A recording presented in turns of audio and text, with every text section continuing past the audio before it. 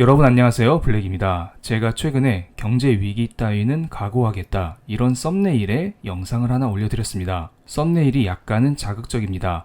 경제 위기가 당장 오겠다는 이야기가 아니고 현재 일부 연준 위원들의 생각을 썸네일로 담아봤던 것입니다. 현재 전 세계적으로 물가가 매우 높습니다. 그러면서 전 세계 중앙은행들은 너도 나도 할 것 없이 금리를 올리고 있죠. 이렇게 금리를 올리게 되면 언젠가는 당연히 경기 침체가 올 것입니다. 그런데 경기 침체에도 두 가지가 있습니다. 2008년 서프라임 경제 위기 혹은 아르헨티나의 디폴트 이런 것과 같은 경제 자체가 무너지는 경제 위기가 있고요. 일본의 잃어버린 30년처럼 경제가 지속적으로 안 좋아지고 있지만 은행 리스크가 터지지 않으면서 그냥저냥 경기가 죽어가는 경기 침체가 있습니다. 일종의 약한 경제 위기죠. 지금 연준의 행동을 복싱에 비유할 수 있습니다. 가운데서 때리고 있는 사람이 연준이고요. 막고 있는 사람이 물가와 경제입니다. 참고로 물가를 잡기 위해서는 경제를 어느 정도 꺾을 수밖에 없습니다. 그렇기 때문에 물가와 경제는 한꺼번에 제가 표기를 했습니다. 연준은 금리 인상이라는 도구를 통해서 물가를 지속적으로 때리고 있습니다. 하지만 연준이 원하는 것은 KO가 아니에요. 물가나 경제로 하여금 판정패를 유도하는 게 목적입니다. 그러니까 물가가 추락하는 경제 위기가 아니라 물가가 완만하게 진정되는 경기 침체를 기대하는 것입니다. 하지만 사람들은 그렇지 않죠. 일단 연준에서 시장을 때리니까 나 죽겠다. KO패 당할 것 같아. 그만 때려 연준아. 나 좀 살려줘. 이런 말을 하고 있습니다. 그래서 대표적인 증시 약세론자인 모건 스탠리 마이클 윌슨은 작년 9월 달에는 지금 현재 상황이 금융위기 전과 유사하다는 말을 했고요. 올해 3월 달 은행 파산이 나왔을 때에는 은행 위기는 잔인한 침체장 종말의 시작이다. 현재 증시는 건강치 않다. 이런 말을 하면서 증시 폭락을 우리에게 알렸습니다. 이렇게 많은 사람들이 경제가 계속 안 좋다 이런 말을 하고 있지만 연준을 비롯한 전 세계 중앙은행은 여전히 금리를 계속 올리고 있습니다. 이것은 가장 최근에 나온 유로존의 코어 물가지수인데요. 코어 물가지수가 떨어지는 척하다가 다시 오르고 있습니다. 여전히 유럽에서는 물가가 높다. 즉 유럽 입장에서는 금리를 더 올려야 된다. 그리고 물가 상승은 전 세계적인 현상이기 때문에 연준도 가만히 있을 수 없다. 이러한 결론에 이르게 됩니다. 연준 위원들의 최근 발언을 볼게요. 맨 왼쪽에 계신 분은 라파엘 보스틱 애틀란타 연은 총재입니다. 이분은 그나마 비둘기파 위원이에요. 금리 인상을 최대한 자제하자 이런 말을 많이 하곤 했었습니다. 그래서 당장 금리를 더 올려야 된다? 이런 말을 하고 있진 않아요. 하지만 올해와 내년에 금리 인하 따윈 없다. 지금 금리를 많이 올렸기 때문에 일단은 시장이 어떻게 반응하는지 이것을 체크할 필요가 있다. 이런 말을 했습니다. 그렇지만 우리의 제롬 파월 연준 의장은 강력한 말을 했죠. 지금 미국 경제가 튼튼하기 때문에 앞으로 2번 정도는 금리를 더 올려야 된다. 이것을 강하게 지지하고 있다. 아직은 임대료와 인건비를 비롯해서 여러 가지 물가 지표가 높다. 이러한 걱정스러운 말을 했습니다. 그리고 맨 오른쪽에 계신 마이클 바 연준 부의장은 은행 스트레스 테스트 결과는 은행 시스템이 여전히 강력하고 탄력적이라는 것을 확인시켜줬다는 말을 했습니다. 여기에서 은행의 스트레스 테스트란 말이 나오네요. 최근 증시 반등의 배경에는 스트레스 테스트 결과가 있는데요. 이게 뭔지 간단히만 살펴보겠습니다. 미국에서 일정 자본금 이상을 가진 은행들은 매년 연준의 스트레스 테스트 결과를 거쳐야 됩니다. 스트레스 테스트라는 것은 어떠한 특정한 경제 상황이 왔을 때 은행이 어떻게 반응할지 이것을 모의 시뮬레이션 해보는 것입니다.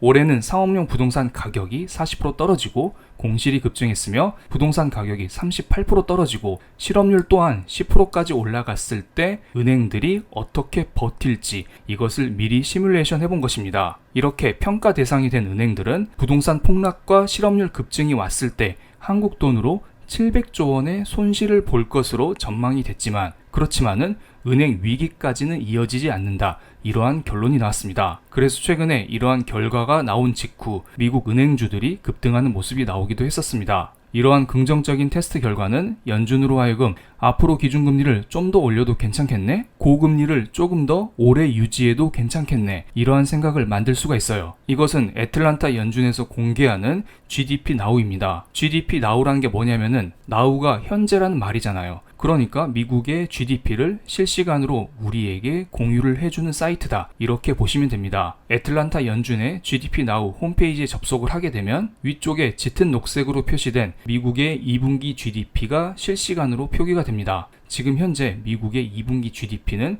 전 분기 대비 2.2% 정도 상승한다고 합니다. 전 세계 GDP 넘버원인 미국이 분기 기준으로 2.2%나 성장한다는 것은 매우 이례적인 일이 아닐 수가 없습니다. 게다가 요즘 연준에서 금리를 계속 올렸잖아요. 금리가 계속 올라가면서 경기 침체가 온다는 말이 지속적으로 나오고 있음에도 불구하고 미국의 GDP는 지속적으로 성장하고 있다는 것입니다. 게다가 추세를 잘 보세요. 5월 중순쯤에 미국의 2분기 GDP 추정치가 피크를 한번 치고 이렇게 쭉 떨어지다가 최근에 다시 본격적으로 반등하는 모습이 나오고 있습니다. 그러면서 경기 침체는 앞으로 없다, 노 랜딩이다, 이러한 말이 나오고 있죠. 현재 미국을 비행기에 비유할 수가 있는데요. 비행기가 착륙하는 과정에서 완만하게 착륙할지 아니면 덜컹덜컹 거리면서 힘들게 착륙할지, 현재 미국 경제는 이러한 갈림길에 서 있다는 게 많은 사람들의 의견이었습니다. 하지만 이렇게 미국의 GDP 추정치가 이런 식으로 올라가 버리면서 사람들이 지금 이렇게 말을 하고 있습니다. 무슨 착륙이냐, 미국 경제는 착륙하지 않는다, 그냥 날아가는 비행기가 계속 날아갈 뿐이다, 노 랜딩이다, 착륙은 없다, 이런 말이 조금씩 나오고 있습니다. 그리고 이러한 GDP 추정치와 미국의 주가는 거의 비슷한 흐름으로 움직입니다. 5월 중순쯤에 미국의 2분기 GDP가 피크를 찍고 쭉 이렇게 떨어졌었잖아요. 그리고 이것은 미국의 S&P 500 지수인데요. 정확히 5월 15일 날 피크를 찍고 이렇게 쭉 떨어졌습니다. 하지만 노 랜딩 이야기가 나오자 다시 한번 미국의 S&P 500 지수는 반등하고 직전 고점을 돌파하는 모습까지 보여주고 있습니다. 게다가 지난 금요일에 발표된 미국의 코어 PCE 물가지수 역시 예상치인 4.7%를 하회하는 4.6%가 나오면서 연준의 금리 인상 부담감을 조금 덜어줬습니다. 물론 4.6%도 여전히 높아요. 그렇지만 유럽에 비해서는 상대적으로 괜찮은 편입니다. 다시 한번 좀 전에 보여드렸었던 유럽의 물가를 보고 오겠습니다. 이게 바로 유럽의 핵심 물가 지수인데요. 전혀 진정되는 모습이 나오고 있지 않죠? 그럼 이번에는 미국의 핵심 물가를 보겠습니다. 유럽과 달리 조금은 진정되고 있습니다. 그렇지만 여전히 높다, 이렇게 말씀을 드릴 수가 있겠네요. 어쨌든 물가가 조금이나마 진정되는 모습이 나오면서 금요일 밤 미국의 3대 지수는 일제히 상승하는 모습이 나왔고요. S&P 500 섹터별 흐름을 봐도 전체적으로 초록색 불이 들어오면서 일제히 상승했다, 이런 식으로 말씀을 드릴 수가 있겠습니다. 그리고 이번에는 패드워치에 나와 있는 다음 7월달 연준회의에서 연준은 금리를 어느 정도 올릴지 이러한 전망치를 살펴보겠습니다. 이렇게 물가가 진정되고 있음에도 불구하고 여전히 한 번 이상의 대부분의 사람들은 베팅을 하고 있습니다. PCE 물가 지수가 발표되기 이전에는 한 번 금리를 올린다의 비중이 89.3%였지만 진정되는 물가 지표가 나온 직후에는 한 번 금리를 올린다의 비중이 84.3%로 조금 줄어들긴 했습니다. 그렇지만 여전히 금리 인상에 대한 대세는 피할 수가 없겠네요. 이것은 앞으로 시간에 따른 전체적인 금리 인상 스케줄을 정리된 것입니다. 물론 이렇게 금리를 올리겠다, 이게 아니라 사람들이 예측하는 연준의 금리 인상 시나리오입니다. 다음 연준회의에서 한번 기준금리를 올리고 이러한 고금리 상황을 최소한 3월까지는 유지하겠다는 게 사람들의 예상 시나리오입니다. 그리고 내년 5월달이 돼서야 금리를 한번 내리겠다, 이렇게 사람들은 전망하고 있네요. 많은 사람들이 9월달에 금리를 내린다에 많이들 베팅했었는데 그것에 비하면 사람들이 많이 내려놨다, 이렇게 볼 수가 있겠습니다. 그리고 제가 최근에 경제 위기를 넘어선 사상 최악의 사태가 몰려온다, 이런 썸네일의 영상을 하나 올려드렸었죠. 이 영상은 경제 위기가 당장 온다, 이런 게 아닙니다. 연준이 이런 식으로 고금리를 유지한다, 그러면서 조금 더 똘똘한 자산에 돈이 몰린다, 이런 이야기를 여러분께 공유를 드렸습니다. 그렇기 때문에 우리는 앞으로 조금 더 똘똘한 자산에 투자할 필요가 있어 보입니다. 그리고 이것은 코스피 지수 주봉 차트인데요. 코스피 지수 주봉 차트를 보면